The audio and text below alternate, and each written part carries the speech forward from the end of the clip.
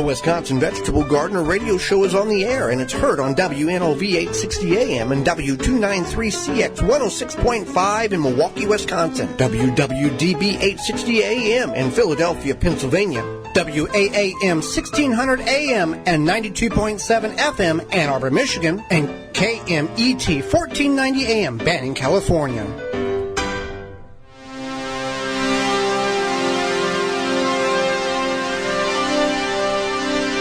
Coming up on the program, do you really know about the history of the pumpkin and where the origins originated from? We'll go over the interesting story about the history of the pumpkin. Plus, building your soil for spring, what you can do now to increase the fertility and the success of your next garden. And author Luke Ruggenberg will be with us, plus your garden questions. And that all starts right now. Welcome to the Wisconsin Vegetable Gardener radio show. So glad you've taken time out of your day to join us on the program, whether you're in Milwaukee, Philadelphia, Southeast Michigan, around the country, around the world, listening via the simple radio app, the TuneIn app, or through the WisconsinVegetableGardener.com under the radio tab. That is our website. Whether you're on podcast replay or in-studio video replay, we thank you for taking time and allowing us to come into your world for a little bit to educate and entertain you. I'm your host, Joy Baird. Beside me is my wife, co-host, best friend, and gardening partner, Holly Baird. You can get a hold of us in a variety of different ways, but first we want to make you aware the executive sponsor of the program is Power Planter. Planting conditions are always favorable with the Power Planter Earth Auger. No matter what the job is, Power Planter has the right size for you. Simply attach to a drill and let the Power Planter do the work for you. Create planting holes fast and efficiently with ease. No matter the soil type, it does the job effortlessly. Increase your root-to-soil contact. Leave the shovel and the spade in the shed. Hand-welded and made in the USA, we offer lifetime warranty on product defects. Find the size that fits your project at powerplanter.com. They now have DeWalt drills on their site. Power Planter is now a distributor of DeWalt drills and offers 3 different drills to meet whatever need the customer might have. The website also suggests what drills are recommended for what size auger. You can get a hold of us through the IV Organics communication hotlines. IV Organics 3-1 Plant Guard naturally protects plants against damaging sunburn, insects, and rodents, protects newly installed plants and trees, shields prune and damaged surfaces on your roses, fruit and nut trees, ornamental trees, and shrubs. This product is non-toxic, environmentally safe, and organic. For more information, you can visit ivorganics.com. You can send us an email through the IV Organics 3-1 Plant Guard email inbox. The address is twvgshow@gmail.com. You can also text us on the Instant Access IV Organic 3-1 Plant Guard Instant Access text hotline, and that would be 414-368-9311. Again, that's 414-368-9311. You can text us anytime you want, day or night. We will get back to you, 414-368-9311. Well, as the fall time continues to fly by, we see pumpkins all over the place and a variety of different pumpkins. But do you know the origins of the pumpkin? Do you know how it came to be or what the background story of it is? We're going to go over some interesting information that you may not be aware of the pumpkin. So pumpkins are believed to have originated in North America. Seeds from related plants have been found in Mexico, dating back to 7,000 to 55,000 BC. 5,500. 7,000. Thank you. That's a broad range there. 7,000 years ago to 5,500 Numbers BC. are hard anymore. Yeah. Okay. So there are, Joey and I looked this up, and there's 40 to 50 varieties of pumpkins. Joey was like convinced that there was over 100, and you see all these pumpkins. You look at catalogs and you look at seeds and you look at stores and all that, and you would think there's probably a bunch of different varieties of pumpkins in the world. Hundreds of them. But yeah, there's between 40 and 50 actual categorized or classified pumpkin varieties in the world that are known. Obviously, there are some probably that are unknown, much like other varieties of plant life that people have cultivated over the years, but never have put it into the commercial cycling for purchase. Right. So, and the name comes from originally the Greek word large melon, which is pipon, and then that was changed by the French into pompon, and then from pompon to pompion, and then we changed it from pompion into pumpkin. I don't know which is the best term if we had to pick one. Yeah. But it's interesting, and that's the way a lot of our words, if you go back and look at the history of language, how the traditional word and then it's been changed over into what we are commonly known as the pumpkin today for this example.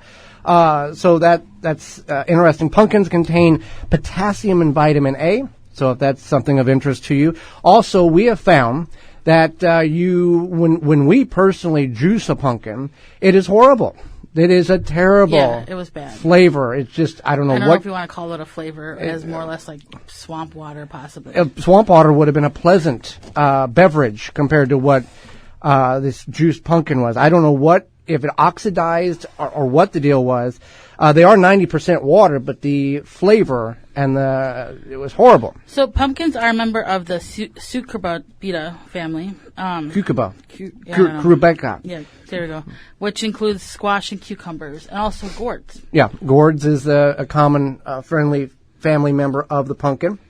So the largest pumpkin pie ever made, and was this right? Yeah, this from what we have found is accurate. The other one was 5 feet in diameter, weighed over 350 pounds. It was 80 pounds of cooked pumpkin, 36 pounds of sugar, 12 dozen eggs, and 6 hours to bake. Well, I'm going to say probably. Well, it would be proportionate to a small pie. It's not like 36 pounds of sugar is a lot, but for a pie that size, it would be. It would be the same. Now, pumpkins come in all shapes, sizes, and colors, from our traditional orange to pink to green, blue, white. They have names like cotton candy is a familiar one. Jardel is a great pie pumpkin in which has a bluish gray pigment to the skin, but a very thick orange wall inside of it with a very small seed cavity. The smoothest pumpkin texture you will ever find. So if you're able to pick some of those up at your garden center, at your grocery store, at your farm stand, Jardel is the one that we would highly recommend. If you don't grow them, buy a Jardel pumpkin and make pumpkin pie. You will not be disappointed at all with that particular variety. Right. 80% of the pumpkin supply in the United States is available in October. So that's makes common sense there. Pumpkin time. Yeah. Majority of them are grown in the state of Illinois. One of the nice things that Illinois has produced in regards to agriculture. 95%. So, and that's referring to the majority of what we classify as jack-o'-lantern pumpkins, the carving of just in general pumpkins? In general pumpkins. Right. But the majority of pumpkins in which we associate fall with is jack-o'-lanterns. Right. And that variety is called the Connecticut field variety. Yes. Mm-hmm. And those are edible. However, it is not good edible pumpkin. We have experimented with the procedure of canning, making pies with the traditional jack-o'-lantern pumpkin. There's two downfalls to that. One, it's a low sugar content inside the pumpkin, and it's extremely stringy. So it doesn't make for good pie puree. Whenever you get a pie pumpkin, per se, a pie pumpkin, it is a higher natural sugar content and a smoother texture of the meat inside. It's meatier, yeah. Mm-hmm. So that is definitely a difference. And in early colonial times, pumpkins were used as the ingredient for the crust of the pie, not the filling. And let's be clear that when we all went through elementary school and we saw the images of the Native Americans and the Pilgrims breaking bread at Thanksgiving with a pie, that didn't happen. No. That was an artist recreation of false history. False history. Yeah, there was no pumpkin pie for a long time. And I don't know how often the Native Americans and the invaders, the colonial pilgrims, sat together and enjoyed a meal. I don't think that ever very often, if any. No. Yeah. So speaking of the Native Americans, yes, they flattened strips of pumpkins, dried them, and made them into mats. Yeah, the skins. Pumpkin mat. Yeah. Used them as floor mats or door mats. They also use the pumpkin seeds for food and medicine. So that's another thing too. Well, and that's the thing, and we don't get into conversations much of this on this program, but we have lost a tremendous amount of knowledge about the earth, what is good for the human body, what is not good for the human body, because Native Americans understood this plant kills you, this plant makes you better, this plant does that. And we've just said, hey, we don't care about that. We're going to take pills. Right. That's really the flat line of what has happened. Well, at one point they used pumpkin puree or whatever for freckles and snake bites. They would rub it on it? Right. Okay. However, there's certain things you can buy that do have natural things that have pumpkin in it because it's high in vitamin A and that's good for your skin. So that makes sense. Also, you can take a pumpkin, and this is any variety of pumpkin, and we have done this. You can take and chunk it up, chop it down, puree it, and dry it into a powder form, or dry it into a dry form, and then grind it to a powder, and make pumpkin flour or pumpkin seed flour.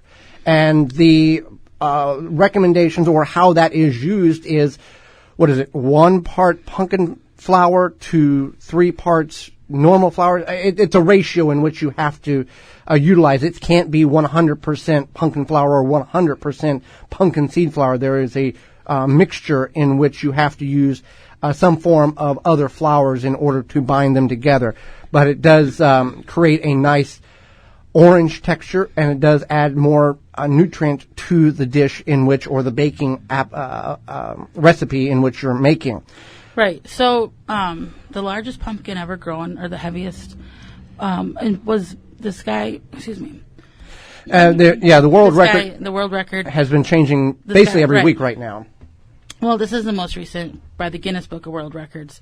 This guy named Matthias of Belgium set the current world record for the heaviest pumpkin in October of 2016 with a pumpkin that weighed 2,624 pounds. That's quite a big. Now, I know that there's been records changing here in North America. That's probably how much your car weighs. Yeah, pretty much. And there's other things in which you can do with the pumpkin, roasted pumpkin seeds. Also, there is recipes in which you can take that glutinous slime, that slime that's in the pumpkin, and you can bake it and add sugar to it and actually create a candy of sorts with it. So, pretty interesting facts about pumpkins. Pumpkin soup is good. Yeah, pumpkin soup is good. So, interesting of where the origins of the pumpkin came from and how it has changed over time. And there are ways in which people are cross-pollinating pumpkins to get different varieties. But as we have found in our experience, the traditional heirloom varieties are the best because they have been around for the longest time and have adapted to things that have altered their growing conditions. So when we come back, it may be fall. You may be thinking the garden is done. However, there are things in which you can do now to, one, reduce the amount of time you have to put in the garden next year, but also to build your soil. Don't go anywhere. You're listening to the Wisconsin Vegetable Gardener Radio Show.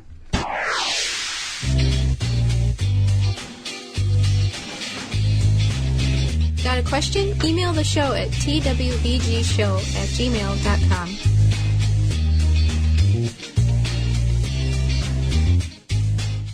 The number one key to healthy, productive plants are the roots. Starting from seed to full-grown plants, rootmaker.com has the answer. From seed starting trays with an innovative design that air prunes the roots, creating a fabulous root system, never again will you have root-bound plants, to multiple gallon grow bag sizes to raised beds. Rootmaker.com has your grow needs covered. Visit rootmaker.com.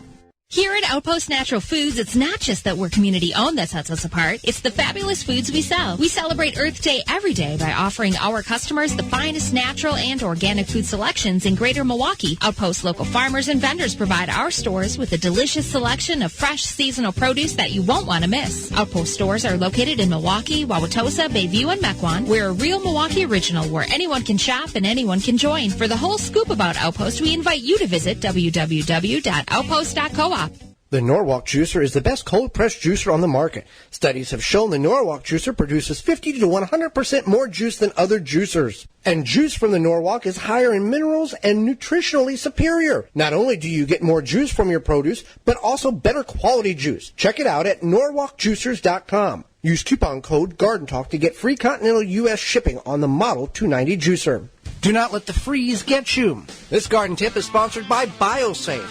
Organic solutions that are effective. They offer an array of eco-friendly products, from plant food to fertilizer to one-of-a-kind herbicides. Organic weed killer. Grow stronger, healthier with BioSafe. Visit biosafe.net to learn more. And save 10% on your next order by using coupon code TWVG at checkout. Before it freezes, empty all of your outdoor water containers. Drain hoses, irrigation systems, and when you drain your rain barrel, put the water in your garden to deep water your garden beds.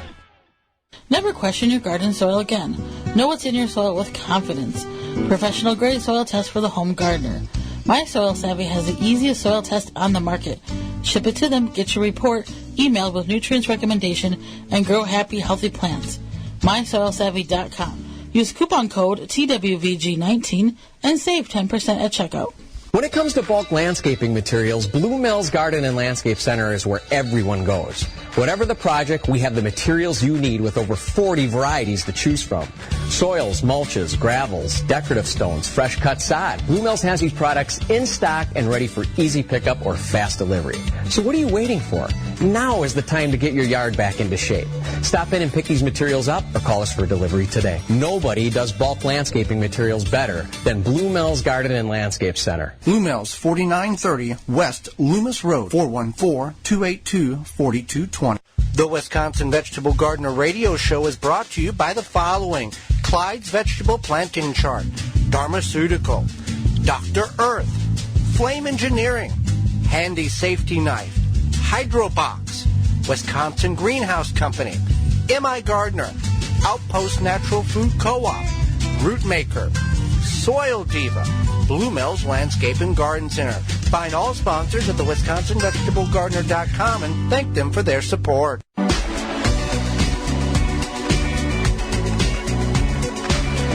back to the Wisconsin Vegetable Garden Radio Show. With your hosts, Joey and Holly Berry. Dr. Earth is committed to clean and healthy gardening through creating cutting-edge, natural, and organic garden-friendly products. Based on research and innovation, after 28 years, they are the leader in the organic lawn and garden industry. They do not use ingredients such as biosolids or composted household waste or synthetic chemicals. Instead, they have manure-free fertilizers, organic soils, insect control, and liquid fertilizers. If you want to grow the best quality food organically to feed your family, that is the founding principles of what Dr. Earth is all about. They have experts to find the most innovative ways to help you grow your best organically. Visit drearth.com for more information and where to buy. Well, fall is the time when people start shutting down their gardens, and maybe you have quit your garden much, much earlier. There are some people that garden from Memorial Day to Labor Day, and that is it. However, you may be in containers as well, and we'll talk about how you can build your soil for spring in that instance. But raised beds and traditional ground are platforms in which many of us garden, and the soil does get depleted of nutrients as we grow. We plant, the plant uses up what's in the soil, and we have to revitalize that soil in order to have a successful garden the following year. We cannot just continue to grow each year in the same soil and expect the same or better results. So one major thing you can do for your garden is add leaves to it. Leaves are amazing. They're free, basically. What's that? They're what? They're free. You can collect them. I don't know if you want to say collect. Yeah. You can collect them, and you can put them on your garden. We've gone so far as to grab leaves from down the road. Half a block on each side of the house. Yeah. But if you do that, you do want to be aware of what you're grabbing. Sometimes people put other yard debris in that pile. So if you see something that is not leaves, you may want to leave it. Don't leave a huge mess. If your neighbors have worked hard to put them in the road and you grab the leaves and then you trail them all over the place, be respectful and kind. And leaves are nice because they break down, they feed your soil, they're organic matter, the worms love them, so there's many benefits to taking those leaves that are free and in overabundance in most areas and adding them to your soil. Now, the application of putting the leaves on the garden can be as simple as just dumping them on the garden. However, there are some varieties, such as oak leaves, that are very large and very thick that will mat down. Now, if we're just covering the garden in the fall and we'll bring and rake back the leaves as we plant in the spring and use those leaves as a living mulch in the spring, not really necessarily a bad thing. Now, if you want to mulch them, you can, and that will allow the breakdown process to be much quicker because the particle size is smaller. And the worms and the microbial life will be able to bring it and eat it up quicker. And when you layer those leaves, they can get moldy and... Well, they're not moldy, but just matted. Matted, yeah. And so that's one thing. It's kind of... Oak trees are kind of interesting trees. They're hard to grow, and then they also are... Their leaves are very tough, but that's okay. So you want to add your leaves. Now you can add your own compost or organic matter. If you've been composting all summer and you want to add that, you certainly can. You can just put it on top or spade it in, whatever you want to do. One thing you want to be aware of is if you're composting in a hot compost method, which means the temperature is getting hot enough, 170 degrees for 72 consecutive hours to kill the viability of the seeds in which are in that compost pile, you'll have no issue applying that to your garden. Now, if you're composting in a cold method or a method in which the core temperature doesn't get to that high level in order to kill the seeds, and you broadcast that compost even in a completed form on the garden, seeds of weeds and other plant matter will be viable, and you can introduce a gaggle of weed seeds that you will have to deal with come spring. Yeah. With that, if you do have compost that is not completely heated to that, we utilize that in the bottom of containers, giant grow bags. If we're planting potatoes, we'll put it at the bottom of the pit or the furrow of where the potatoes is to smother that soil. Right now, it's not helpful. So if you have hot compost that has killed the weed seeds, you should definitely use that. If you don't, then you probably don't want to. Otherwise, you might be fighting a bigger problem come next spring. Soil testing. If we don't know how good our soil is, we cannot. There are certain signs in which a plant will identify that there is a deficiency or a surplus of a certain nutrients. However, we cannot just look at soil and go, that's a pH of this, that has high nitrogen. We have to get a soil test. Especially, I've had a lot of people say, I just bought a house. I'm not going to garden this year, but I want to garden next year. What should I do now? One thing is definitely getting a soil test. If you don't want to get a soil test, or you have, the previous homeowner may have done some questionable things to that soil, then definitely think about investing in something like raised beds or containers. But definitely you want to plan ahead for a soil test. And Soil Savvy is soilsavvy.com. MySoilSavvy.com. MySoilSavvy.com. And they have a coupon code. TWVG19. You get 10% off your purchase. And they send you the product, the device in which you put the samples of soil in. You send it to their laboratory. They will email you a 14-point analyzation email indicating surpluses, deficiencies, and how and what you should do in order to get your soil to where you need it to be in order to have healthy soil, in order to have good vegetables. It's a very comprehensive test. For a very low cost. Right, definitely. Another thing you can do is cover soil. What's cover soil? Cover the soil. We spoke heavily about it last week on our second segment about the coverage of the soil to prevent erosion, soil damage, even not necessarily over the winter, but when a crop is not growing there. You look at nature, there are not anywhere in nature where soil is bare. There is some type of vegetation that is growing or some material that is covering that soil in order to protect the microbial life, the soil web, the worms, all of that. It doesn't stay exposed. Man has allowed that to occur in the agricultural world, or in our instance, the gardening world. We leave the soil exposed, which the soil can get sunburn. It can erode from wind, rain, and other aspects of the environment. So we want to cover our soil, and there's several different ways in which we can do that by the leaves, straw, cover crops, of a variety of different. Yeah, let's talk about cover crops. So cover crops are, what you do is you plant them. You don't grow your crops into a mature state. You just grow them, and then what you do is you mow it down and let that organic material lay on the soil, and then it's going to break down. The nice thing about cover crops is if you have an area that might be susceptible to erosion, it's going to help prevent erosion in that area. So you can use a cover crop for that. It's more more prominent with big agricultural farming, but it's something you can definitely do if you have a larger grow area or backyard. And that's the other thing. Can we till the soil? Well, people religiously till the soil several times a year, sometimes spring and fall. However, we don't recommend it, but if you choose to till or agitate the soil in the fall, you can do that a rough till or a rough spade. Now this will, and then you cover it with a mulch of some sort, of straws, grass clippings, leaves, in order to hold the erosion amount at a very low minimal. There will be no erosion there. The reason why, if you do this, you want to do it a rough till, you don't want to do a fine tilt, is so when it rains, the water doesn't run off. It will absorb into your garden soil and will continue to hydrate the soil and the soil web. Or even the snow as it melts. Yes. And whatnot. So we've talked about a lot of do's. Let's talk about a do not. Okay. Do not fertilize your soil now. That even if you use a slow release fertilizer, by the time spring comes, you're just wasting your money. You might as well take your fertilizer and dump it out or throw your money in the trash. Slow release fertilizers are effective 6, 8, maybe 10 weeks at maximum. Now you can add aged manure based on the origins of the manure and what type it is and how long it's been. You can work that in the soil or lay it on top and let the water work it into the soil and the microbial life. You can put that on top of your soil or the compost on top of the soil, put your leaves on top of that, and just walk away until spring, and you'll be amazed at how much that has worked itself naturally into the top layers of your garden.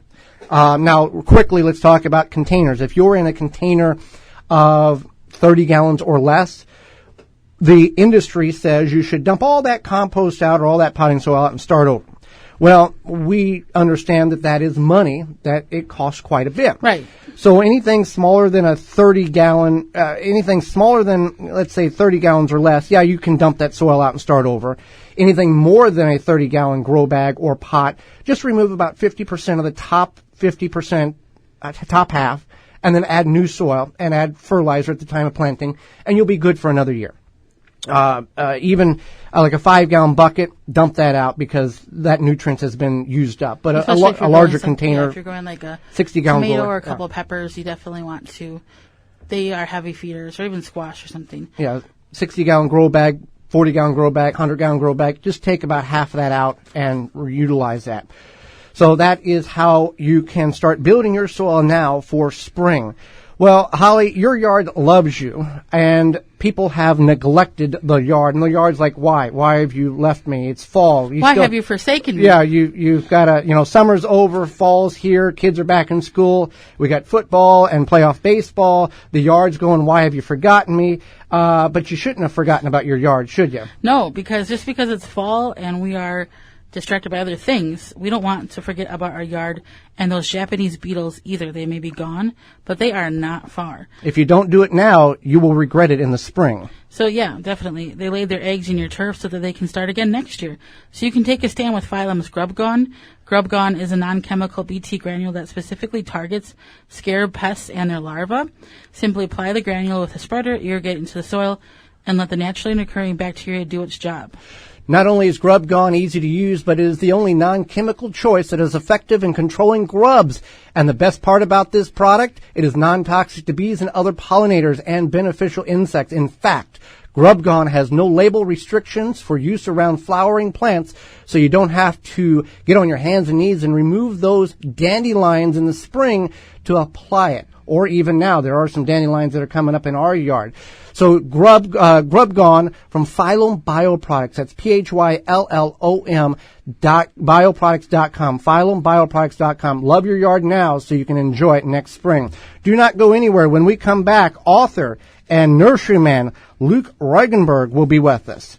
You're listening to the Wisconsin Vegetable Gardener Radio Show.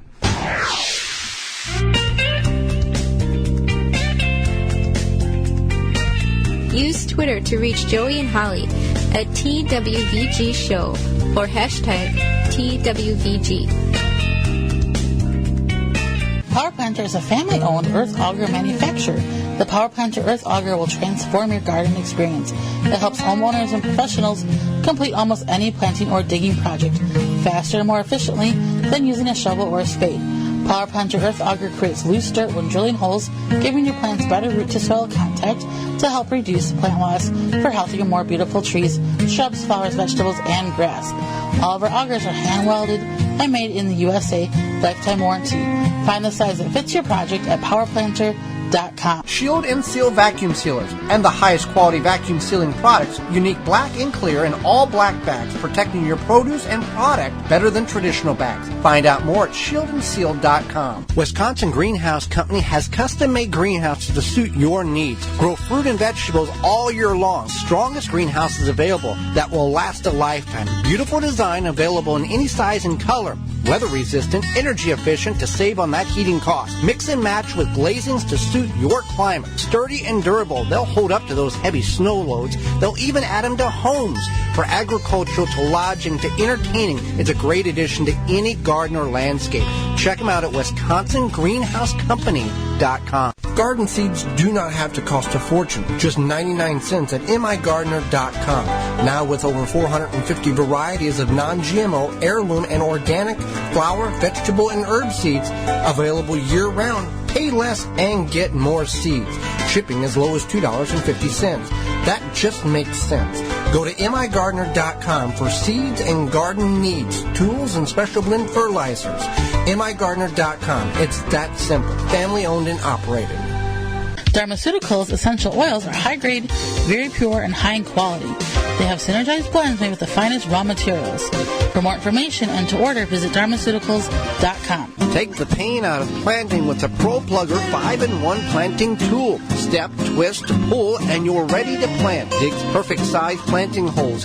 Soil gets stored in the tube and empties from the top. Helpful for weeding. ProPlugger.com. Do you have a problem with deer or small herbivores eating your vegetation? There is a natural solution that is safe for your pets and family. Bobex is the answer. An environmentally friendly solution to protect your plants, will not wash off, and is guaranteed. Bobex Deer was independently tested against 9 known competitors and rated 93% effective, second only to a physical barrier. Bobex can be used on all types of ornamentals, trees, and shrubs. Ask for it by name at your local independent garden center. Find out more, visit bobex.com. BOBBEX.com.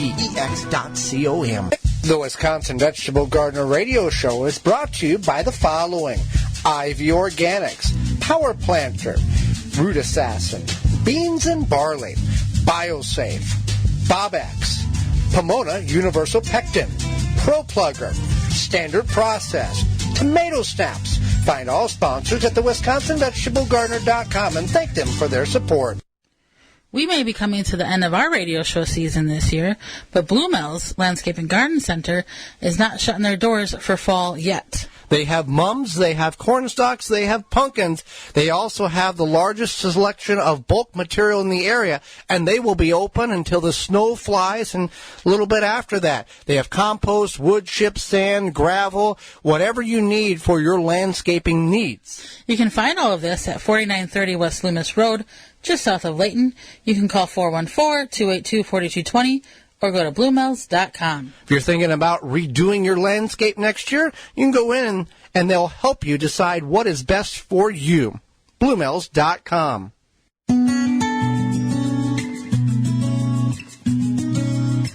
Now back to the Wisconsin Vegetable Garden Radio Show with your hosts, Joey and Holly Baird. Holly, let's go to the Ivy Organics 3-in-1 Plant Garden Hotline and bring in our guest for the week. Luke Ruggenberg is a gardener, nurseryman, and a writer. He lives in the Pacific Northwest with his wife and 2 kids. Welcome to the program, Luke. Hey, thanks so much for having me on, you guys. I really appreciate it. Well, thank you for joining us. You've got some knowledge that you're going to hopefully enlighten on Holly, myself, and all of our listeners that we always enjoy having guests do. Oh, great. Yeah, we'll see what I can do. So you say every gardener has a truck, and when I say truck, I put it in air quotes. What do you mean by that, and what is your truck or your first gardening truck that you had? So this comes from my first book, 20 Reasons Not to Garden and Why I Ignore Them All.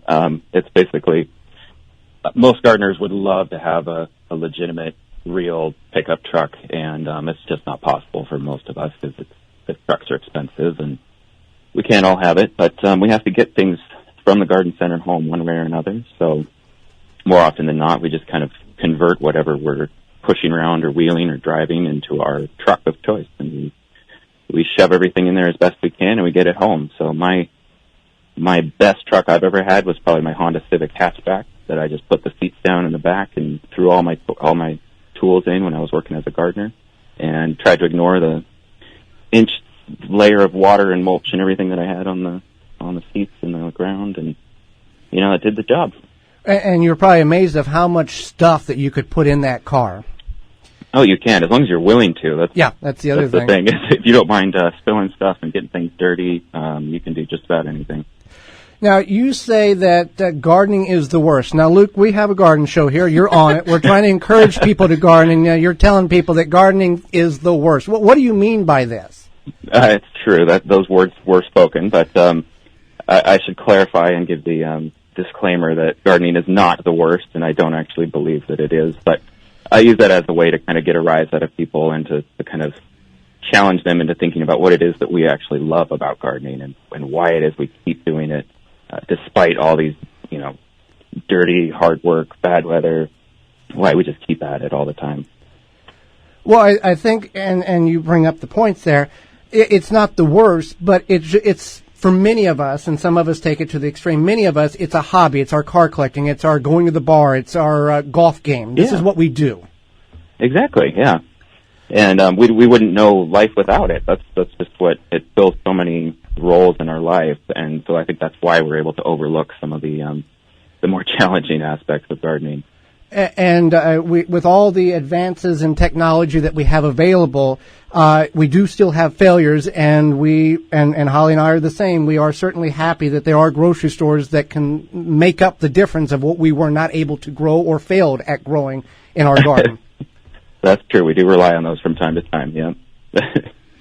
Now, what is the best advice you would say that you would give to a new gardener, or maybe somebody who hasn't gardened yet? Well, honestly, there is a lot of advice out there for gardeners, and this is one thing I talk about too, is that it's real easy for beginning gardeners to think that they're doing it wrong or to get overwhelmed or intimidated by all the professional advice out there. And it's really valuable to have that advice. I mean, we need to go to it when we don't know what to do, but when you become inundated with it, you kind of get paralyzed and you don't know what to do. So I think the best way people can learn to garden is to do it themselves and to get out there. Don't be afraid to fail. Don't be afraid to kill a few plants. Just make sure you're learning from your mistakes. And then my final advice is for anyone who hasn't to just grow some kind of food, and you'll be an instant convert. I usually recommend something simple for people who don't have a lot of space, something like a little blueberry bush or something, and once they have that first fruit that they grew themselves, they'll be a convert. Well, and that's the other thing, what is the saying in life? Sometimes it's better not to know the rules than to know the rules and break them or something like that. Yeah. Yeah, that's exactly it. Oh, you're not supposed to be able to do that. Well, I did, and it worked, so I'm going to keep doing it. Yeah. Exactly. Yep, that's it. You say that plants. You say people are just like plants are just like people. Correct. Forgive me there. How so? How are plants are like people? Yeah, and this comes from my latest book, Plants Are Terrible People, which I understand is another controversial title. But gardeners know better than anyone the ways that plants are kind of like people, for better or worse. And I think that plants are terrible, wonderful people in a lot of the same ways that real people are. And they inspire and sustain us. They can let us down. They baffle and amuse us. They grow and bloom and cast their seed, and they can die on us for any reason or no reason at all. And we get attached to our plants, and as much as we'd like to control them, they have lives of their own, and there's only so much we can do. And we've heard stories that this, and had questions of, I've had this plant, it was my grandfather's, he passed away, how can I keep this? And it's like the heritage of part of that family's life that they're trying to live and keep alive to remember the past, that type of thing. Yeah. And then Holly, you told the story that you have a plant that moves throughout the day at work, and people are a little freaked out about it sometimes. Yeah, a little bit. So yeah, it's a thing. Definitely. I would agree. Yeah. So your newest book is called Plants Are Terrible People. Can you tell us, I mean, you kind of talked about the inspiration behind it, that plants are like people. But what is your favorite part of the book, or something you want to just elaborate on for our listeners? Well, I wanted to just, when I said about writing gardening books, I really wanted to step outside of the kind of the real serious how-to advice thing, and I wanted to give gardeners a chance to kind of celebrate and commiserate all the hilarious, absurd things, experiences that we share in the garden, because there are a lot of them.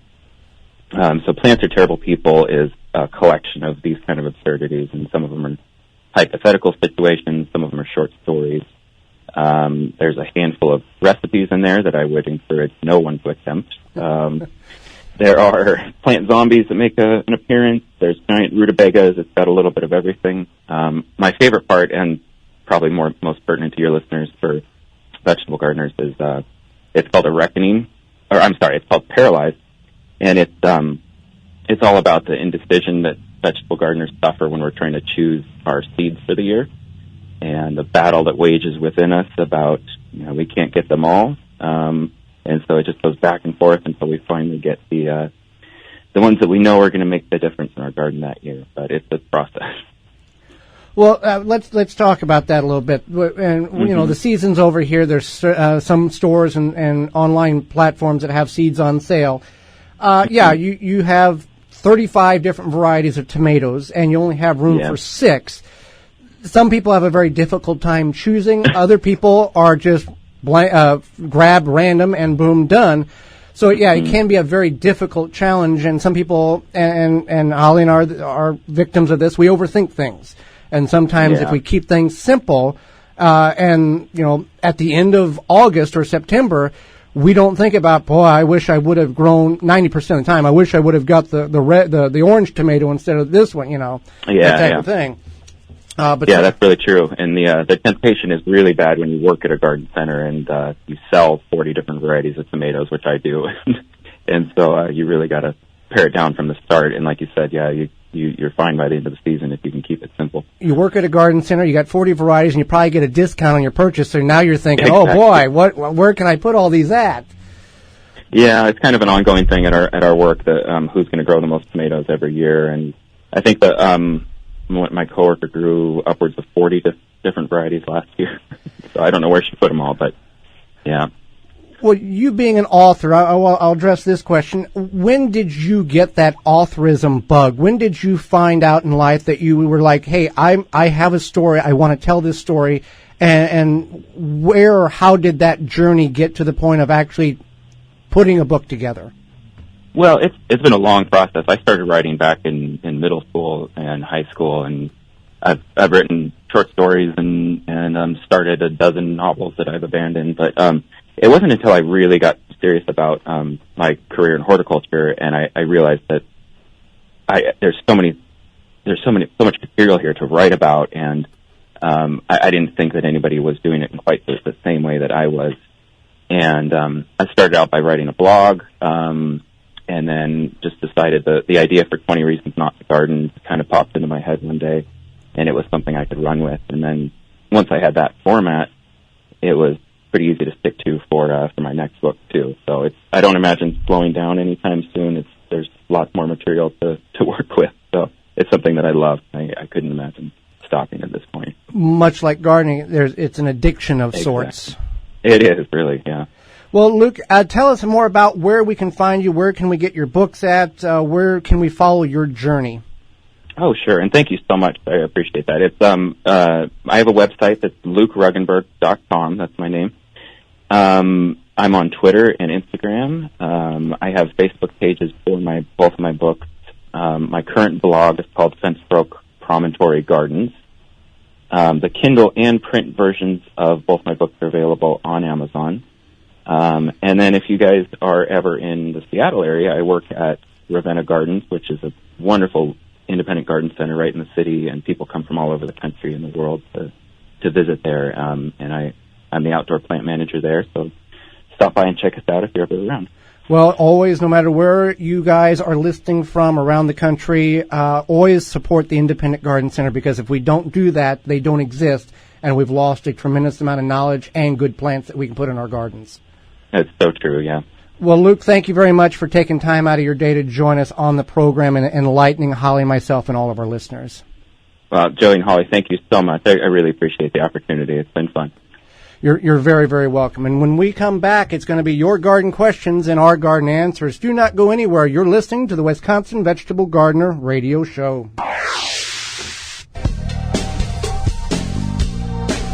If you have a gardening question, now is the time to call in on the ivorganics.com 3-in-1 Plant Guard hotline at 414-444-5250. Spending time scrubbing pesky dirt off your hands after gardening? Use Workman's Friend Superior Skin Cream with added barrier protection, creating a protective layer on your skin surface, allowing for easy cleanup, all while moisturizing and healing your skin. Non-greasy, fragrant-free, and fast-absorbing. Apply first, get to work, wipe clean. This friend has you covered for whatever you're getting into. Visit workmansfriendbrand.com. Beans and Barley Market and Cafe, a neighborhood specialty grocery store for the east side and greater Milwaukee area, where you can find all you need, from fresh produce to bakery to organic frozen dinners, from wine to fresh squeezed carrot juice. A health food store with hundreds of products, vitamins, supplements, bath and body items, magazines, cards, books, and a knowledgeable staff. Catering available, open daily at 8 a.m. The restaurant serves breakfast, lunch, and dinner 7 days a week with a menu of good, healthy, homemade food, including vegetarian and non-vegetarian specialties. 1901 East North Avenue, Milwaukee, 414-278-7878, and online at beansandbarley.com. Pomona's Universal Pectin is high-quality pectin that gels reliably with low amounts of any sweetener. If you're trying to reduce the amount of sugar in your diet, you'll love Pomona's Universal Pectin. Now you can make healthy homemade jams and jellies sweetened to your taste. You can use sugar, honey, or any alternative sweetener you'd like. Pomona's Universal Pectin keeps indefinitely when stored in an airtight container. Easy to use, versatile, and comes with directions and recipes in every box. Find out more and where to buy at PomonaPectin.com. Available at most natural food stores and online. Do you seek safe, effective nutrition solutions to boost your health and quality of life? Standard Process is your trusted whole food supplement manufacturer with 90 years of expertise. Our third-generation family-owned company proudly grows nutrient-rich ingredients at our certified organic farm in Palmyra, Wisconsin, enabling us to produce high-quality whole food solutions that change lives. For help identifying the best supplements for you, find a local healthcare professional today at standardprocess.com/patients. Flame Engineering, home of the Weed Dragon, the perfect propane torch kit for home and garden use. For killing weeds, no need to pull or spray. 100 other uses. Find out more at flameengineering.com. Use coupon code WVG19 to get free shipping. The Handy Safety Knife is a patented high-quality knife that's worn like a ring, so it's always conveniently at hand and very easy and efficient to work with. That's why you'll find the Handy Safety Knife at work in a wide range of industries and applications. Learn more at handysafetyknife.com. Use coupon code WVG to get 10% off and free shipping. One-time use only at handysafetyknife.com.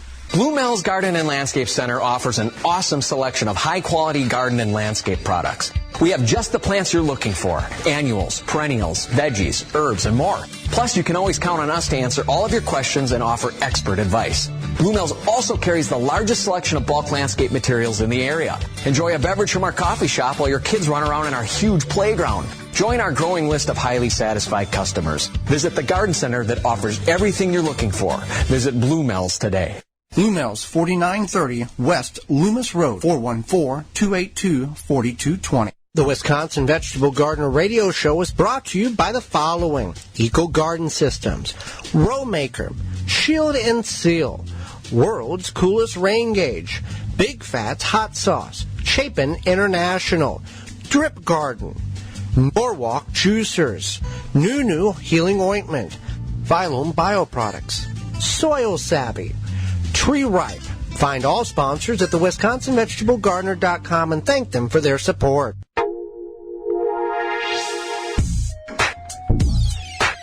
Now back to the Wisconsin Vegetable Garden Radio Show with your hosts, Joey and Hallie Baird. IV Organics 3-in-1 Plant Guard naturally protects plants against damaging sunburn, insects, and rodents, protects newly installed plants and trees, shields, prune, and damaged surfaces, For use on your roses, fruit and nut trees, ornamental trees, and shrubs, this product is non-toxic and environmentally safe and organic. For more information, you can visit ivorganics.com, or you can send us an email through the IV Organics 31 plant email inbox. That email address is twvgshow@gmail.com, and you can also send us a text on the Instant Access IV Organic 301 Plant Guard Instant Access text hotline, and that is 414-368-9311. Again, that number is 414-368-9311. Had some questions come in this week, and you always submit them anytime. I have a problem with mice in my garage, and I remember my grandparents saying using hedge apples to keep mice and other insects out of their basement. Is there any truth to this? Thanks, Mitch from Milwaukee. Well, the belief about using hedge apples. Now, hedge apples are a large green softball size fruit that falls from the tree that looks like a brain. It's got very coarse texture to the outer portion of it. The belief of using hedge apples as an insect control is a widely spread, basically myth, perception.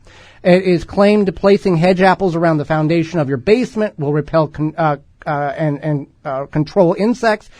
A few years ago, Iowa State University did some studies on this and found they will repel insects. But they also found that the compounds of the fruit were too low to be an effective repellent. There's not enough in there. Yeah. So you could try, but it's not going to necessarily be effective. If you like hedge apples, they make a great decor, but to put them around or in your basement, or around your garage, or wherever to repel mice or other insects simply is not the case. They are not edible, and the juices can be irritating to your skin too. Right. So keep that in mind. Not. Yeah. So it's funny is I did this volunteer thing for work, and earlier this year I was in my work newsletter talking about the radio show, and then we gave a talk there. And when I was volunteering, a couple of people came up to me and said, I just have some gardening questions. I want to talk to you about my garden. And do you get sick of that? And it's like, no, never. I never get sick of it. But my coworker, I used to work with her in a different department. She had a question. She wanted to know. She grew zucchini in a shadier spot this year. It didn't do as well this year as in the past, and she wanted to know the reason why. Well, number one, zucchini is a full sun plant, and you want to give it a good nutrient-rich soil, and you do not want to plant it in the same spot in which you had it the previous year or other varieties in it from the previous year. So also you want to have a lot of space. Planting it in the partial shade can also increase the opportunity of powdery mildew getting on the plant, because the sun cannot properly dry off the leaves, and then the mildew forms and it chokes the plant out from the sun photosynthesizing on the actual plant itself. So keep that in mind with any vegetation. Know what it is required and how to grow it. The seed packet will indicate, and we have the technology, internet's on computers now, so we can look it up very easily on what a plant is good to be planted where, and where it shouldn't be planted. Now, the experimental aspect, or the curiosity aspect of our garden, as gardeners, we can experiment. If we have X amount of plants in a certain area and we know that they will be good, and we have a shadier spot and we have excess plants, we can always put them there and see how that particular plant or variety does in a less light required location than what it should be needed to grow. She also had another question about an old bookshelf turned on its side to grow in. So basically like a makeshift raised bed or garden box. Should she use that bookshelf? Well, if the bookshelf is made out of particle board, which is the majority of all of these pressed together furniture that we buy now, do not use that, because there's a high toxicity level of the glue that presses that sawdust together that makes the actual boards. And if you do use a bookshelf and it's of solid wood, a 2x6, a 2x8, a 1x, whatever the case is, that's fine. You would want to remove the backing of that particular bookshelf if it has a backing, so the soil web and microbial life can go from one location to the other. It's not like a raised bed. Now, if you're doing it on a pavement, then you'd have to leave the backing on. That's perfectly fine. But all best things is remove that back. The problem with the particle board, in addition to the toxicity, is when you get a particle board or that furniture wet, it explodes basically. Right. So it's not going to last more than 2 rainfalls, and it's going to disintegrate on you. Right. So this was a solid wood one that she had Okay, acquired. so we're okay with that. But keep that in mind. People also use ladders, solid wooden ladders, lay them down, not necessarily for vegetable growing, but for landscape decor, and put flowers in it, and they paint the ladder different colors, and the ladder's physically laying on the ground, but the rungs are different beds of that. We always appreciate all the questions that we always get in and answer for you. Next question. I have had the worst trouble getting Swiss Chard to grow in the past, but this year I finally got it to grow successfully and plentifully. What can I do with Swiss Chard? Well, there's a number of things in which you can do. Anything that you can do with spinach, you can substitute spinach with Swiss Chard. Now, there's also things that there's such a recipe as called pickled Swiss Chard stems. We did not find that to be appetizing at all. It was almost like pickled celery. It was not great, but the leaves of the plant are very tasty. And there's red varieties, burgundy, yellow, white, rainbow colors. All the texture of the leaves and the flavor is all the same. It's just a different color stem is what we have found. Also, you can use it in stir fries. You can use it in salads. What we have found is a neat little thing. You can take the giant leaf and cut the center stem out of it, and then take and put your favorite shredded cheese in that leaf, roll it up like a burrito, and then either hit it on the grill for a few minutes until that cheese melts, or in the microwave for about 15-20 seconds. You also may want to put a toothpick in there to hold the wrap together, and then that you have a really cool cheese Swiss Chard burrito, and you can do that very different ways there, but either on the grill or in the microwave seems to work best, and it works really well. So Swiss Chard, a lot of different things you can do with it. It's a very cool, hardy plant. Now, it's not going to handle 20 degrees for days on end, but a light frost does not hurt this plant, and it can be grown very early in the spring or very late in the fall. In containers, raised beds, and in the ground. So we find it very versatile, and it's very rewarding. Next question is, I had harvested my carrots, and they weren't very big this year. I had them in a raised bed, and they were very hairy. What gives? What can I do? Well, if they're hairy, it is a lack of moisture. They are creating those hair follicles, or those roots, essentially what that is, in order to grasp every piece of moisture they could possibly get. You want loose soil. You want full sun. You want a lot of space between them. I mean, not like feet, but, 2 or 3 inches at most, an inch, whatever the case is, between the carrots so they don't crowd each other. But you want to keep the moisture in. Once they've established a growth, you can mulch them with shredded leaves, straw, chemical-free grass clippings, something like that, and you'll have better carrots next year. Before we get into what's coming up next week on the program, Holly, remind them about the executive sponsor. The executive sponsor of the Wisconsin Vegetable Gardener radio show is Power Planter. Planting conditions are always favorable with the Power Planter Earth Auger. No matter what the job is, Power Planter has the right size for you. Simply attach to a drill and let the Power Planter do the work for you. Create planting holes fast and efficiently with ease. No matter the soil type, it does the job effortlessly. Increase your root to soil contact. Leave the shovel and spade in the shed. Hand welded and made in the USA, we offer a lifetime warranty on product defects. Find the size that fits your project at powerplanter.com. Coming up next week on the program, it's our final show of Season 3, and we'll be discussing chores that you need to get done in the garden before winter hits. There's a list of them, and freezer meals. Plus, our guest, motivational speaker, author, and gardener, Carrie Wilt, will be with us, plus your garden questions. It's our final show. Do not miss it. Tell a friend, and let's all grow together. Miss any portion of this program or want to revisit it in its entirety, you can do that in a couple of different ways. One, by going to your favorite podcast-providing website and searching the Wisconsin Vegetable Gardener radio show. You can also go to the WisconsinVegetableGardener.com, clicking on the radio tab at the top of the page for full-length or the highlight tab on the right-hand side for segments of all past shows. Until next week, for Holly Baird, I'm Joey Baird, and we will see you in the garden. You have been listening to the Wisconsin Vegetable Gardener Radio Show. Tell a friend and join Joey and Holly again next week so we can all grow together.